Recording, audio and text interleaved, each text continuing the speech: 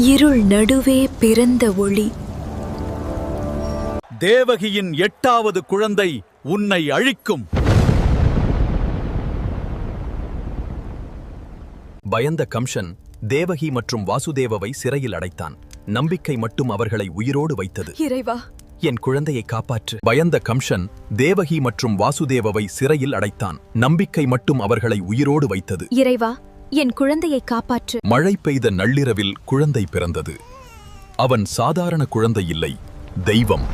இவன் உலகை காப்பாற்ற வந்தவன். இறைவா, நீயே வழிகாட்டு. வசுதேவர் குழந்தையை கூடைப்பையில் வைத்து யமுனை நதியை கடந்தார். இயற்கையே அவருக்கு வழிவிட்டது. மகன் வந்து விட்டான்.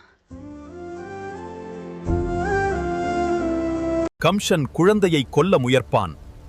ஆனால் அந்த குழந்தை தேவியாக மாறினாள். உன் அழிவு தொடங்கிவிட்டது.